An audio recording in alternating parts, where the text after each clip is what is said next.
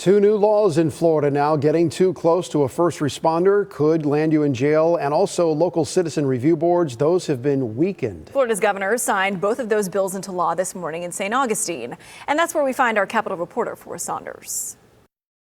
Floridians were craning their necks and raising cell phones for a glimpse of Friday's bill signing.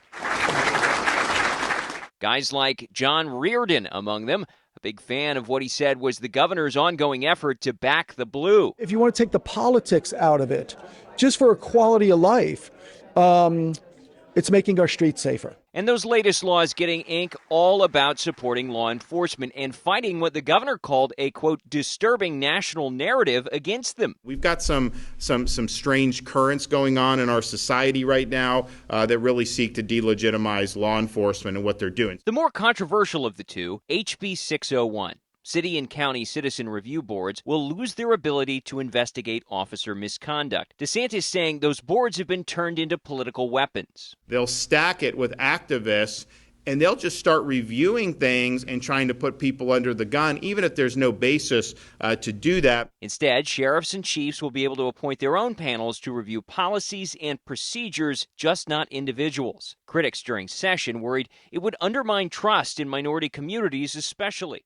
We don't believe that the police properly police the police.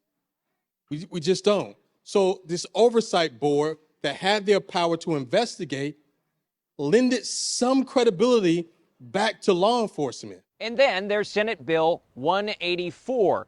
It prohibits a person from coming within 25 feet of a first responder if first warned not to. Violators could face up to 60 days in jail and a $500 fine. House Rep Alex Rizzo came up with the idea as a way to protect first responders from harassment and danger, jotting the first draft on a napkin. There's a little stick figure in the middle of it with the circle around it, and it looks like a big halo. His so-called halo bill now facing scrutiny from First Amendment advocates. The First Amendment Foundation urging DeSantis' veto in this recent letter, warning the law could, quote, give rise to discretionary enforcement and abuse by police officers to prevent civilians from exercising their rights. It's interesting because it does seem like a lot, but when you've got a camera and you actually measure it and you can see what you do actually end up recording, it's vivid. But whether you see things that way or not, the bills are now Florida's newest laws, and law enforcement getting the benefit of the doubt.